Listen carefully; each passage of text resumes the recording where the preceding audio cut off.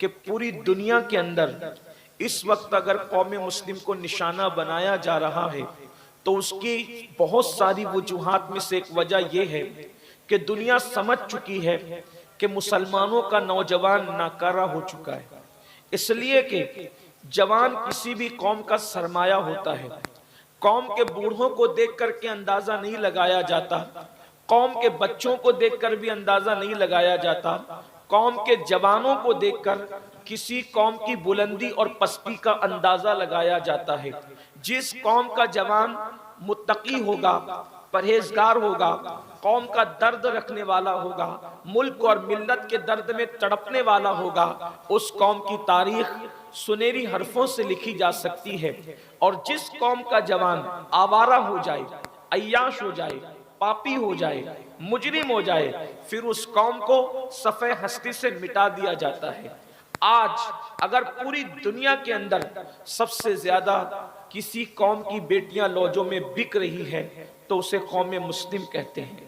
اگر کسی قوم کی بیٹیاں سگنلوں پر برقع پہن کے بھیک مانگ رہی ہیں اسے قوم مسلم کہتے ہیں۔ اگر آج علمی معیار جھاڑو دینے والے اور بیت الخلا صاف کرنے والوں سے بھی زیادہ کسی قوم کا گرا ہوا ہے تو اسے قوم مسلم کہتے ہیں۔ ہمارے پاس نہ سنجیدگی رہ گئی، نہ متانت رہ گیا، نہ وقار رہ گیا، نہ علمی دوستی رہ گئی۔ اب ہمارے پاس حال یہ ہے کہ سوائے دھینگا مستی کے اور سوائے ہول ہپار کے، سوائے موج مستی کے، سوائے گناہوں کے ہمارے پاس رہ کیا گیا ہے۔ ایک دور تھا ہمارے جوانوں کی پہچان تھی کہ جس کی آنکھوں میں اللہ کے خوف کی چمک دیکھو سمجھ جاؤ کہ یہ مسلم جوان ہے، جس کے چہرے پر سنت مصطفیٰ کا غازہ دیکھو سمجھ جاؤ کہ یہ مسلم جوان ہے، جس کی زبان پر تلاوت قرآن اور نعت رسول دیکھو سمجھ جاؤ کہ یہ مسلم جوان ہے۔ اور آج اپنے جوانوں کی پوزیشن دیکھو، اللہ قرآن میں ارشاد فرماتا ہے ثم لتسألن یومئذ عن النعیم، کہ اللہ پاک قیامت کے دن تم سے نعیم کے بارے میں پوچھے گا۔ قرآن کی ایک ایک آیت کی 70 ہزار تفاسیر ہے۔ ایک قول اس پر یہ بھی ہے کہ نعیم سے مراد جوانی ہے۔ اللہ بالخصوص تم سے تمہاری جوانی کے بارے میں پوچھے گا، تم نے جوانی کیسے گزاری، کس حال میں گزاری۔ ڈاکٹر اقبال نے مسلم جوانوں کو عقاب سے تشبیہ دی ہے، جس کو ہم اپنی زبان میں ایگل بھی کہتے ہیں، شاہین بھی اس کو کہا جاتا ہے، غرض کے تھوڑا سا فرق ہے، لیکن اقبال جیسا مفکر اپنی قوم کے جوانوں کو عقاب سے تشبیہ دیتا ہے۔ اقبال کہتے ہیں نہیں تیرا نشیمن قصر سلطانی کے گنبد پر تو شاہی ہے، بسیرا کر پہاڑوں کی چٹانوں میں، عقابی روح جب بیدار ہوتی ہے جوانوں میں نظر آتی ہے ان کو اپنی منزل آسمانوں میں۔ اللہ اکبر! عقاب کیا ہوتا ہے بس اسی پہ گفتگو کروں۔ مجھے عقاب سے بہت محبت ہو گئی ہے، اس کی وجہ یہ ہے کہ میرے مرشد سرکار غوث اعظم شیخ عبد القادر جیلانی نے جب اپنی شان بیان فرمائی تو اپنے آپ کو بھی ولایت کے عقاب سے تشبیہ دی ہے۔ ارشاد فرماتے ہیں انا البازی و اشہب کل شیخ، کہ میں ولایت کی دنیا کا باز ہوں یعنی عقاب ہوں۔ آخر عقاب میں کچھ تو رکھا تھا کہ سرکار غوثیت ماب نے اپنے آپ کو عقاب سے تشبیہ دی ہے۔ یہ عقاب کیا ہوتا ہے جسے ہم عقاب کہتے ہیں؟ اقبال نے بڑی واضح نصیحتوں کے ساتھ ایک مومن جوان کو عقاب سے تشبیہ دے کر کے بتایا۔ نمبر ایک، عقاب جو ہوتا ہے وہ بڑا باغیرت پرندہ ہوتا ہے۔ نمبر ایک، عقاب کی خصوصیت ہے کہ عقاب سب سے اونچا اڑتا ہے۔ عقاب کے ساتھ کوئی چیل نہیں اڑ پاتی، کوئی کوا نہیں اڑ پاتا، کوئی پرندہ نہیں اڑ پاتا۔ عقاب کی بلندی اتنی ہوتی ہے کہ اس کے برابر کوئی اڑنے کی طاقت نہیں رکھتا۔ اقبال پیغام دے رہے ہیں، مفکر ملت پیغام دے رہے ہیں، اے میرے مسلم جوان تو بھی عقاب کی طرح ہے، تو ہر فیلڈ میں اتنی بلندی پر جا کہ دنیا کا کوئی جوان، کسی مذہب و ملت کا جوان تیرے برابر پرواز نہ کر سکے، تیری بلندی کے آگے سب کی بلندیاں پستیوں میں تبدیل ہو جائے، عقاب کی طرح اڑ، تیری شان یہ ہے۔ اور سرکار غوث پاک نے بھی فرمایا عقاب صرف عقاب کے ساتھ اڑتے ہیں، عقاب کووں کے ساتھ نہیں اڑتے۔ اے مسلم جوانوں، تم بھی تو عقاب ہو، تمہارا کام کووں کے ساتھ نہیں ہے، عقاب کا کام عقاب کے ساتھ ہے۔ مطلب کیا؟ تمہاری دوستی مومنوں کے ساتھ ہونی چاہیے، تمہاری نشست و برخاست مومنوں کے ساتھ ہونی چاہیے، تمہارا اٹھنا بیٹھنا مومنوں کے ساتھ ہونا چاہیے۔ شرابیوں کے ساتھ تمہارا اٹھنا بیٹھنا نہیں ہونا چاہیے، جواریوں کے ساتھ تمہارا اٹھنا بیٹھنا نہیں ہونا چاہیے۔ اللہ اکبر۔ اور غیر اللہ کے ساتھ، غیر اللہ کی عبادت کرنے والوں کے ساتھ تمہارا اٹھنا بیٹھنا نہیں ہونا چاہیے۔ رسول اللہ کے شان میں بے ادبی کرنے والوں کے ساتھ تمہارا اٹھنا بیٹھنا نہیں ہونا چاہیے، اس لیے کہ عقاب جب پرندہ ہو کر کووں کے ساتھ نہیں اڑتا تو تم رسول اللہ کے امتی ہو کر شرابیوں کے ساتھ کیسے بیٹھتے ہو، جواریوں کے ساتھ کیسے بیٹھتے ہو، سود خوروں کے ساتھ کیسے بیٹھتے ہو؟ میں ان کو کافروں میں نہیں گن رہا ہوں، لیکن ایک بات عرض کرنا چاہتا ہوں، کیا رسول اللہ کا فرمان تمہارے کانوں تک نہیں پہنچا؟ اللہ کے رسول صلی اللہ علیہ وآلہ وسلم فرماتے ہیں جو دنیا میں جس سے محبت کرے گا قیامت کے ساتھ دن اسی کے ساتھ اٹھایا جائے گا۔ اپنے موبائل کی اسکرین پر ہیرو کی تصویر لگانے والوں، ذرا سوچو تو صحیح، تم ہیرو سے محبت کر رہے ہو، فلاں فلاں خان صاحبوں سے اور فلاں فلاں نچنیوں سے محبت کر رہے ہو۔ سوچو آقا نے کیا فرمایا، المرء مع من احب، جو جس سے محبت کرے گا وہ اسی کے ساتھ اٹھایا جائے گا۔ اب آپ سے پوچھنا چاہتا ہوں، قیامت کے دن اسکرین پر آ کر زنا کرنے والوں کے ساتھ تم اٹھنے کے لیے تیار ہو؟ بتاؤ۔ امام حسین سے محبت کا دعویٰ کرنے والوں، غوث اعظم کے نام پہ جھومنے والوں۔ ابھی عظمت بھائی نعت شریف پڑھ رہے تھے، منقبت پڑھ رہے تھے، مجھے اچھا لگ رہا تھا کیا کہ جو قوم غوث پاک غریب نواز کے نام پر، تاج الشریعہ کے نام پہ، اعلیٰ حضرت کے نام پہ اتنا جھومتی ہو امام حسین کے نام پہ، اس قوم کو سدھارنا تو میرے لیے آسان ہو گیا۔ لیکن بڑی معذرت کے ساتھ میری قوم جھومنے اور چومنے کو تو تیار ہے، میری قوم میدان عمل میں آنے کے لیے کب تیار ہے؟ آپ مجھے بتائیں، مجھے بتائیں، صرف جھوم اور چوم کر انقلاب نہیں آ سکتا جب تک کہ ہم میدان عمل میں نہ آئیں۔ رسول اللہ نے صحابہ کرام کو عمل کے میدان میں پختہ فرمایا تھا۔ وہ قوم جو نمک اور کافور میں فرق نہیں کر سکتی تھی، اس قوم کو اللہ کی پہچان عطا کی تھی، اس قوم کو خدا کی معرفت عطا کی تھی۔ جو لوگ اللہ اکبر خود راستے پر نہ تھے، میرے نبی نے ان کو ہادی اور مہدی بنا دیا۔ کہنے والے نے کہا تھا جو نہ تھے خود راہ پر اوروں کے ہادی بن گئے۔ کیا نظر تھی جس نے مردوں کو مسیحا کر دیا۔ حضرت عیسیٰ نے مردوں کو زندہ کیا ہے، یہ حضرت عیسیٰ کا معجزہ ہے۔ میرے نبی نے مردوں کو مسیحا کر دیا ہے، اس لیے کہ زندہ کرنا عیسیٰ کا کام ہے، لیکن مردہ بھی مردہ زندہ کرنے لگ جائے، اس منزل پہ مردے کو پہنچانا یہ مصطفیٰ جان رحمت ہے۔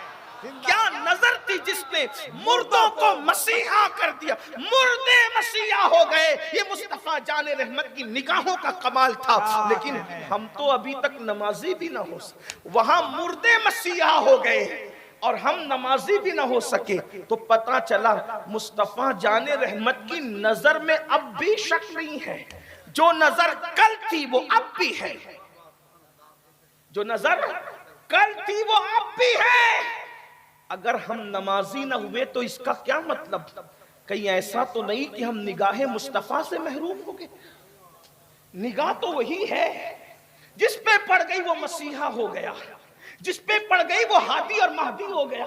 تو آپ مجھے بتائیں، اگر آپ اتنا پھدک رہے ہو کہ ہم حضور کے ہیں، حضور کی نظر پڑنے پر تو آدمی سدھر جاتا ہے۔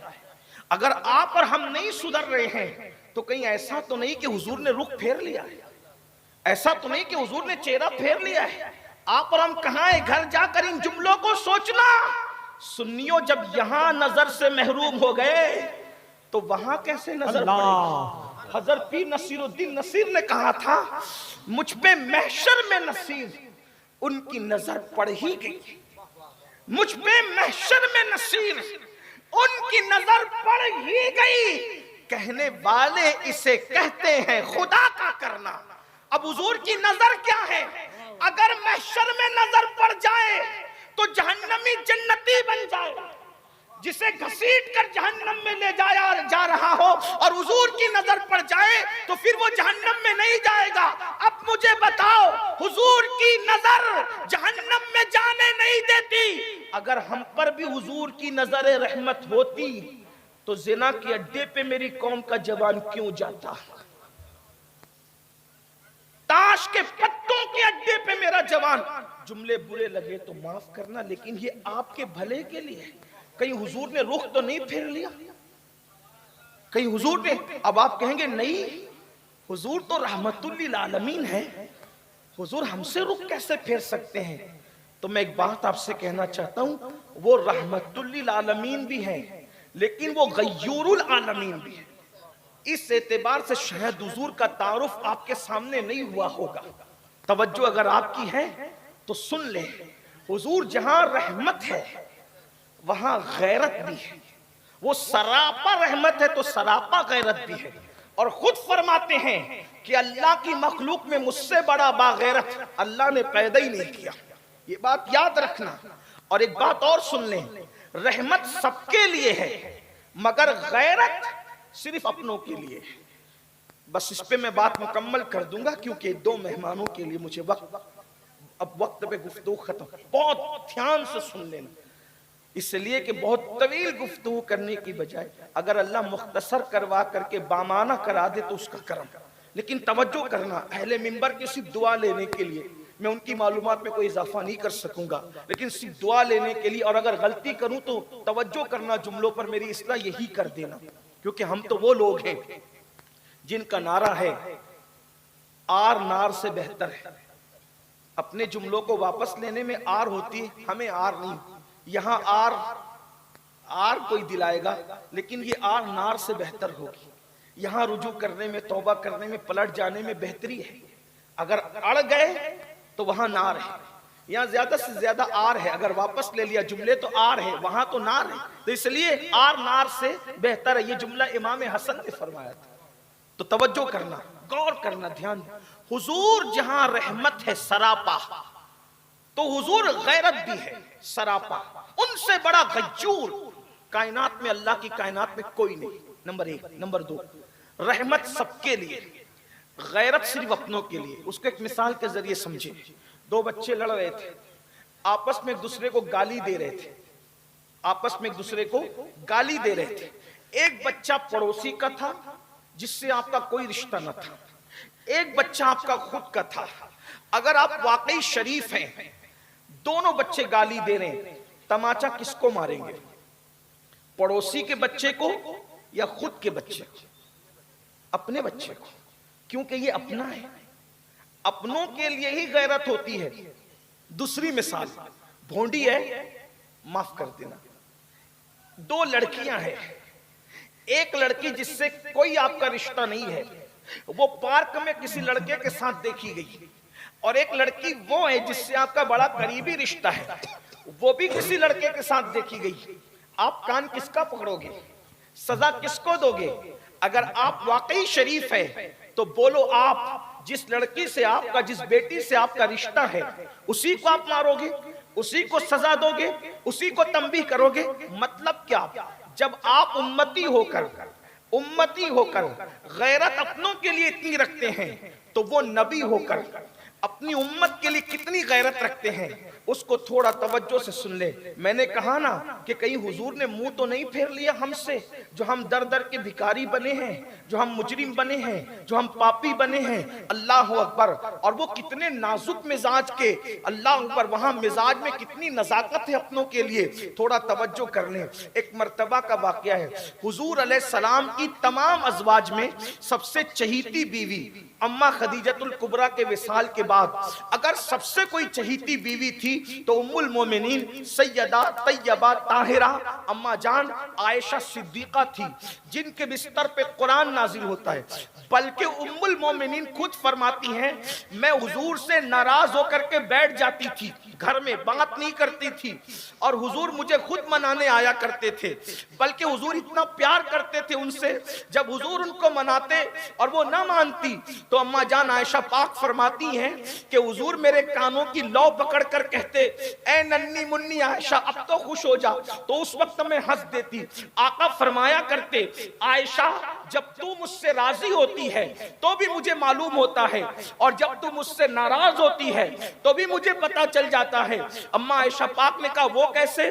तो फरमाया, जब तू कहती है रब्बे मोहम्मद ने ये कहा, रब्बे मोहम्मद ने ये कहा, रब्बे मोहम्मद ने ये किया, रब्बे मोहम्मद ने वो फरमाया, जब तू मोहम्मद मोहम्मद कहने लगती है मैं समझ जाता हूं तो मुझसे राजी और खुश है, और जब तू नाराज होती है तो कहती है रब्बे इब्राहिम ने ये फरमाया, रब्बे इब्राहिम ने वो फरमाया, रब्बे इब्राहिम ने ऐसा किया, तो जब तू इब्राहिम इब्राहिम करने लगती है तो मैं समझ जाता हूं कि तू मुझसे नाराज हो गई है। सोचो खातिमुन नबीयीन जिसको मनाने आए वो अम्मा जान आयशा की शान क्या होगी, जिसके बिस्तर पे कुरान नाजिल हो उस अम्मा आयशा पाक की शान क्या होगी। अल्लाहु अकबर। हम इश्क वाले तो यहां तक कहते हैं कि बिस्तर आयशा रश के तूर है, इसलिए कि हजरत तूर पर हजरत मूसा जाते हैं और तौरात जैसी किताब आती है, और बिस्तर आयशा पर जाने मूसा मोहम्मद अरबी तशरीफ लाते हैं, और बिस्तर आयशा पे कुरान मुकद्दस नाजिल होता है।